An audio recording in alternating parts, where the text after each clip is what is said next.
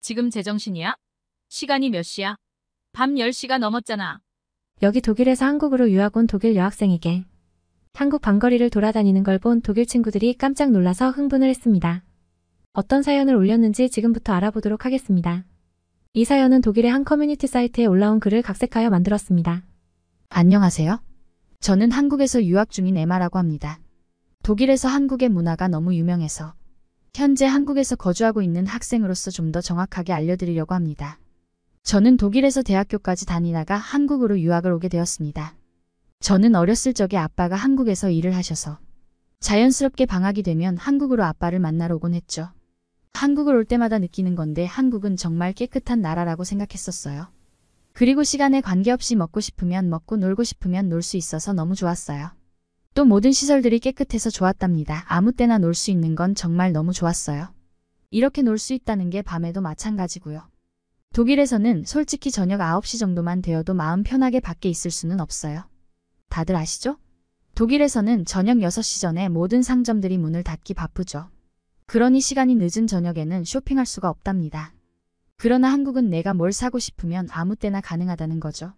이렇게 방학 때마다 한국에 와서 실컷 먹고 놀다가 독일로 돌아가면 너무 아쉬웠어요. 아빠를 자주 볼 수 없는 건 싫었지만 솔직히 아빠가 한국에 오래오래 근무하기를 바랬답니다. 저는 항상 방학을 기다렸어요. 하이스쿨을 다니던 때에 방학이 되어 한국을 오게 되었는데 그때 도착한 한국 인천공항에서 제 인생의 전환점을 맞게 되었어요. 공항 라운지에서 잠시 휴식을 취하는 동안 공항에서 한국 전통 음악이 흘러나왔어요. 저는 그 음악 소리에 너무 매료가 되었어요. 그 당시 학업 문제로 여러 가지 스트레스를 받고 있을 때였거든요. 그런데 공항에서 나오는 음악을 들으니 제 마음이 너무나 편안해지면서 안정감을 느꼈어요. 저는 대학교에 갈 때 음악 쪽을 전공으로 선택하려고 할 정도로 음악 쪽에 관심이 많았었거든요. 그때 저는 한국 전통 음악이 너무 궁금해서 공부하고 싶다는 생각을 하게 되었어요.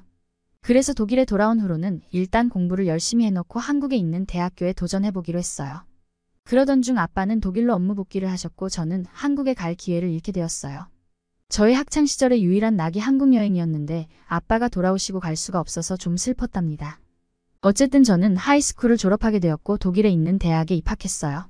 그렇게 대학 생활을 하면서 일상이 흘러가던 중에 문득 이런 생각이 들었어요. 이렇게 살다가는 내가 하고자 하는 일들을 못할 수도 있겠구나. 그래서 아빠에게 한국 유학에 대해 상담을 했어요. 아빠는 의외로 한 번에 허락을 하시더라고요. 아빠는 유일하게 유학을 허락할 수 있는 나라가 한국이라는 거예요. 다른 나라로 간다면 안 되지만 한국은 허락해 주셨어요. 그 이유는 한국은 치안이 너무 좋아서 위험한 일을 겪지 않을 거라는 확신이 있다고 말씀하셨어요. 아빠가 한국에서 일하신 게 너무나 다행스러운 일이었죠. 일단 허락을 받았으니 이제는 제가 한국에 있는 대학에 갈 수 있는 방법을 찾기 시작했죠. 여러 가지 방법을 찾아보고 한국으로 떠났어요. 한국 인천공항에서는 여전히 깔끔한 시설들과 제가 좋아하는 한국 전통 음악이 흘러나왔어요. 다시 오게 된 한국은 정말 반가웠어요. 저는 일단 한국에 있는 어학당을 다니기로 했어요.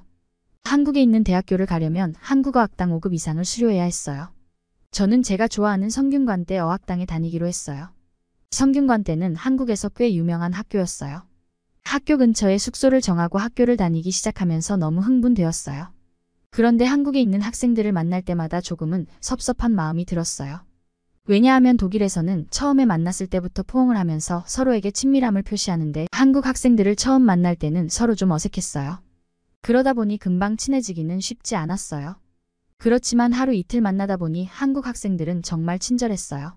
무슨 일이 생기면 어떤 일이든 도와주려고 하는 게 느껴졌어요. 그리고 제가 혼자 살면서 외로울까봐 저녁 식사도 같이 해주는 친구도 있었어요. 모든 게 친절해서 정말 좋았어요. 이런 것이 아빠가 말한 한국인들의 정이란 걸 알게 되었죠. 사실 독일 사람들은 서로 친한 것처럼 표현하지만 자기가 손해보는 행동은 절대 하지 않아요. 서로 부탁하거나 돕는 문화는 거의 사라졌고요. 그런데 한국 학생들에게는 경쟁심보다는 협력을 더 중요시 여기는 문화라고 느꼈어요. 우리나라 사람들도 한국에 이런 점을 본받았으면 좋겠다는 생각이 드네요. 한국이라는 나라는 독일에서 엄청 유명한 나라가 되었어요. 처음에는 케이팝이라는 문화가 유명해지기 시작해서 음악에 관심이 많은 사람들만 한국을 알았어요. 하지만 지금은 한국 음식과 드라마 등이 유명해지면서 한국의 문화가 더더욱 깊게 독일 사회에 자리 잡았죠. 지금은 한국의 패션뿐 아니라 삶의 방식 등이 전부 다 유명해져 버렸답니다. 그리고 제가 한국에서 대학로를 지나갈 때마다 여기저기서 독일 말이 들리는 걸 보면 독일 사람들이 한국에 꽤 많이 거주하고 있는 것 같아요. 한 번은 제가 한국에서 어학당 친구들과 밤 12시쯤에 술을 한잔하고 거리에 나와서 독일 친구에게 영상 전화를 걸어본 적이 있어요. 그런데 독일 친구가 저에게 너무 위험하다고 그 시간에 길거리에서 뭐하고 있는 거냐며 얼른 집으로 들어가라고 소리를 질렀어요. 그래서 저는 친구에게 여기는 지금 사람들도 많아서 하나도 위험하지 않다고 말해주었어요.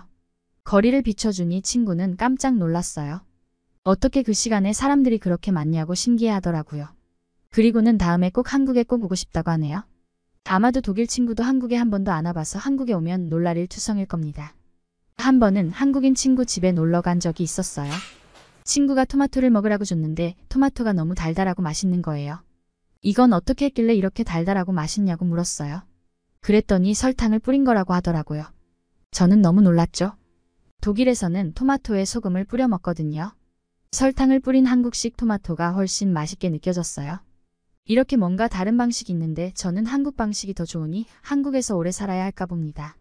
한 가지 더 저는 너무나 놀라운 걸 경험한 적이 있어요. 한국인 친구가 음식물 쓰레기를 버리러 나간다고 해서 따라 나갔는데 너무 놀랐어요. 아파트 안에 분리수거를 하는 곳이 정해져 있었어요.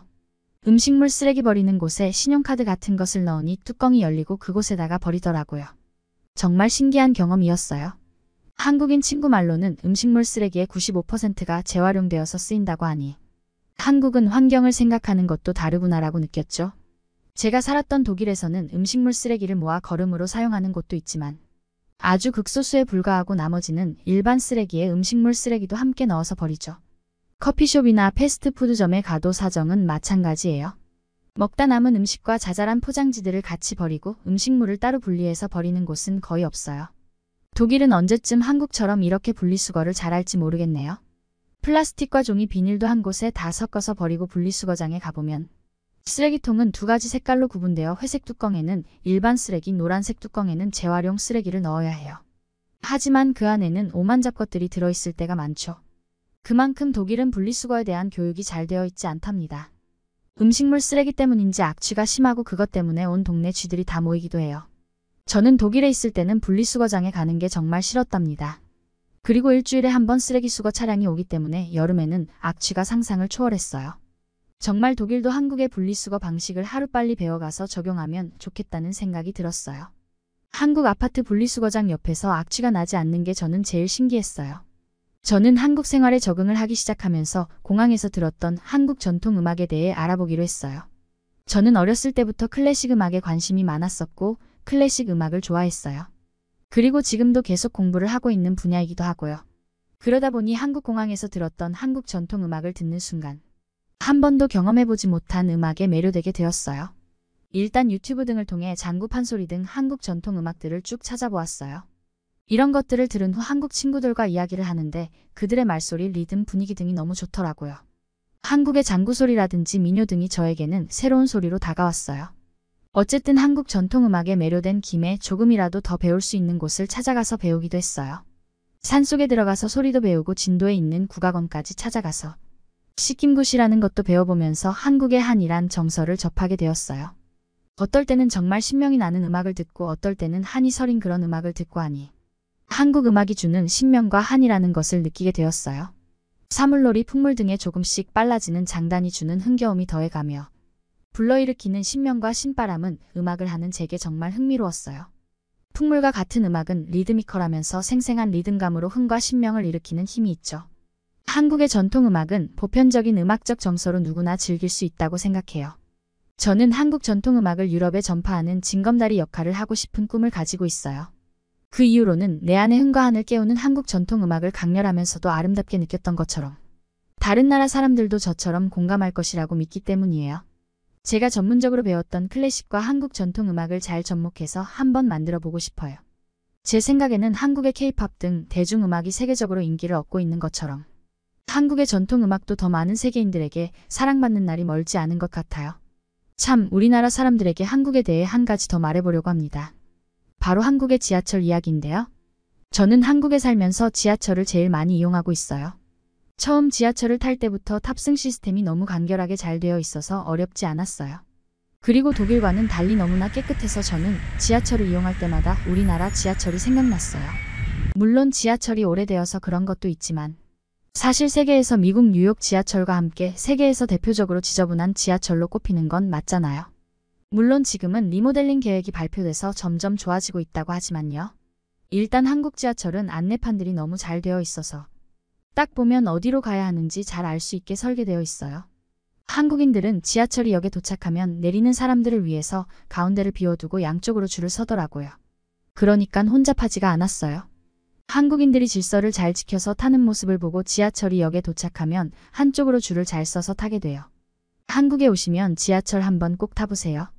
여기 한국인들도 나쁜 사람, 좋은 사람이 있겠지만 기본적으로 정상인들 기준으로 보면 이들의 삶의 방식은 세계가 배워야 한다고 생각해요. 도덕적인 거나 사람을 대하는 태도 같은 거요. 한국 사람들처럼 살아간다면 아마도 세계는 전쟁도 없고 남의 것을 탐하는 일은 절대 없을 겁니다. 제가 한국 생활을 하며 느낀 것들과 저의 얘기를 써봤어요. 제 얘기 끝까지 읽어주셔서 감사합니다. 여러분 독일인 에마 씨의 사연을 어떻게 보셨나요? 한국의 장점들을 잘 보고 배우려고 하는 모습이 너무 예뻐 보이네요. 반드시 한국 전통 음악과 클래식을 잘 접목해서 성공하기를 기원합니다.